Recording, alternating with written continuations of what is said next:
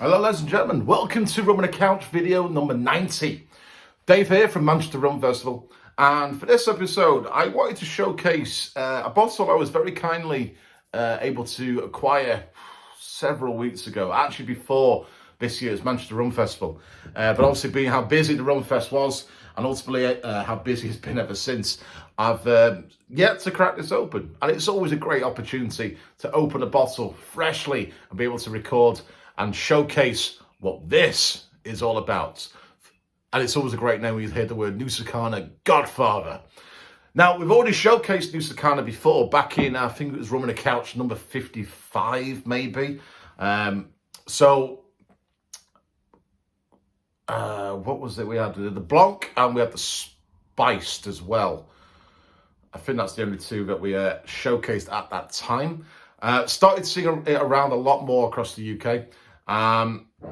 Naturally, went down very, very well at last year's Manchester Rum Festival, and I was more than happy for them to, again, showcase themselves at this year. This, I don't think, was actually at the Rum Festival, because this is quite, I think, limited. Oh, it actually says limited edition. So, a little bit different. Obviously, a smaller, sort of dumpier bottle compared to the tall, thin stylings of, I suppose, core range.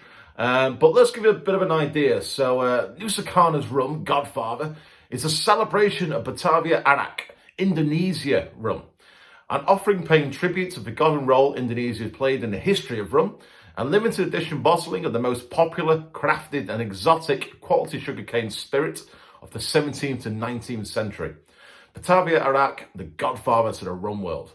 Godfather is an unadulterated, high strength, at 60% ABV, fine blend of 100% pot still Batavia Arak, uniquely fermented from Javanese sugarcane, distilled and teakwood aged in the tropical growing regions of Western and Central Java in Indonesia.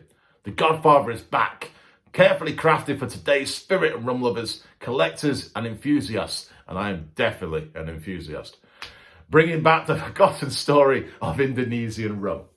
So, very intrigued about this. I've got a nice little penchant loving for Nusa Caña. It's, to be fair, yeah, the brand does showcase what the Indonesians' impact to the world of rum has had to offer. So feel free, have a look back at the old school Rum on the Couch. I'll try and put a link into the description so you don't have to troll through all 90 videos. That's a huge milestone. 10 more to go to the big 100. But let's give this a go. So, making a mess all of a sudden. Let's clean that up before I forget. 60% ABV, so I'm expecting, you know, obviously a bit of a vibrant kick on the nose, perhaps. Definitely a nice subtle kick on the palate as well. But I have to say, the last couple of high-strength rums I've had, a little bit softer, you know, really approachable for maybe newcomers to the world of high-strength rums. So let's see what this could offer. I mean, the Godfather by name, I'm expecting to be a quite powerful aromas, but that's completely wrong. Very, very subtle. Quite thin. And to be brutally honest, nothing stands out too much, which is actually quite a good thing sometimes. It's really challenging my nose here to perfumed. There you go, that's what I'm getting. Quite a perfumed aroma. I've got to really get my nose in there. It's nothing too powerful, but you have to only do a little bit. Is it weird I'm getting rose petal?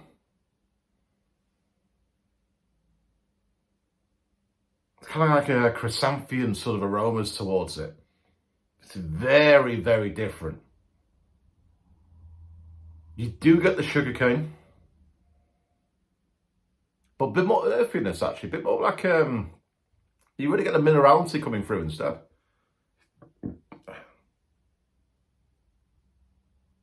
There's something else there, I can't place it, so let's give it a go. 60% ABV. Welcome to my Saturday.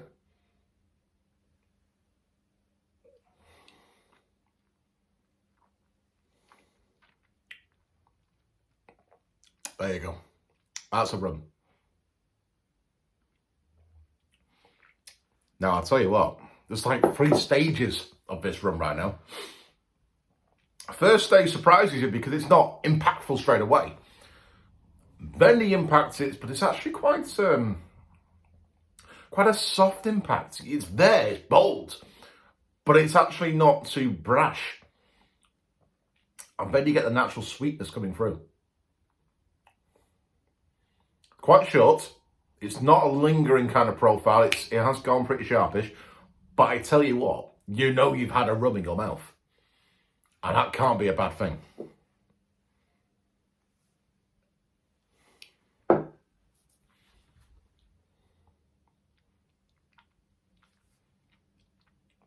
Second sip, a lot smoother. Palate's just got used to that impact of 60%.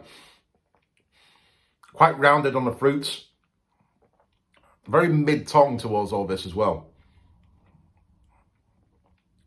Lots of sugar cane. Lots of that kind of grassy note. A little bit of honey element comes through in my mind. And I've also, what's that? You still get the florality. I want to say there's some sort of fruit element in that offers that sort of slightly juicier approach. But I think it's actually more about the sugarcane itself. It's the juice from the sugarcane, but ultimately I'm getting sort of, I don't want to say banana, but heading into that direction of what that sort of flavor profile offers. It's not got the funkiness, but ultimately, I can't think what it could be. It's gonna frustrate me now.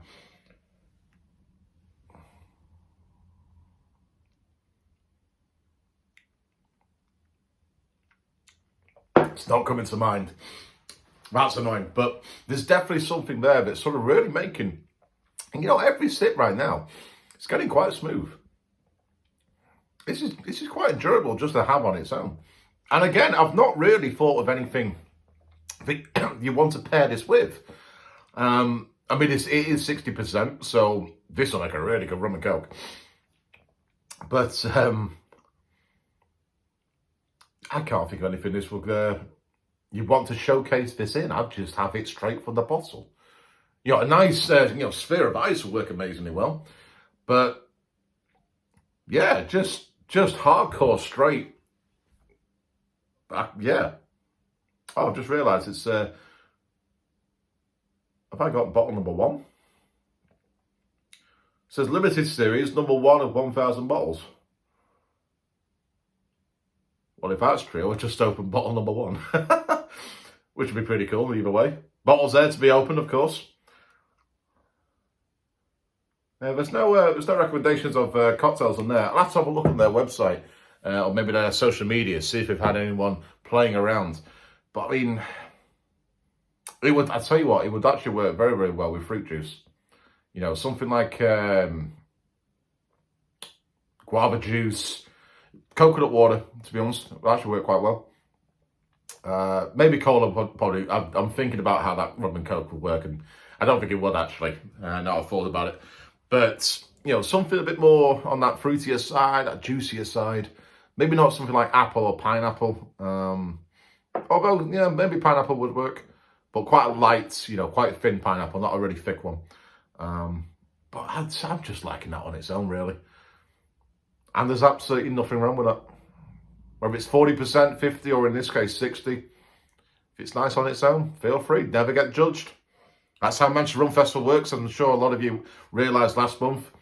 There was obviously a handful of stands who had mixers, but who were always optional. It's always try it on its own first. And if you like it, it's not a problem. And I like that. That's good. So, this is limited edition.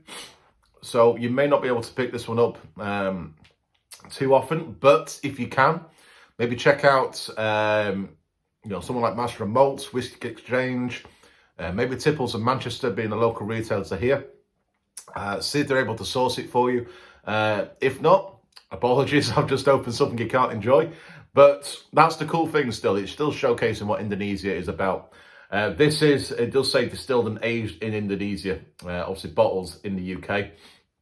So it's not a bad little showcase of, to be fair, as it quite rightly says, the forgotten parts of what Indonesia's impact to the world of rum has to offer. So, ladies and gents, that is Nusa Caña Godfather. Very, very little tasty little gem. Fingers crossed, if you're able to pick a bottle up, do let me know what you think in the comments. And if you have one already, what have you been able to play around with it? Has it made a really nice cocktail for you? Maybe a rum punch would actually work very, very well with something like this. Let me know in your comments what your thoughts are. Or indeed any other sort of 60% young rums like this that you might have in your collection. Or indeed any other Indonesian style of rums that you've come across on your own travels. But other than that, ladies and gents, I'll be back with number 91 of Rum on the Couch as we showcase another couple of bottles I've been able to pick up over the last couple of weeks. Until then, I'll see you soon.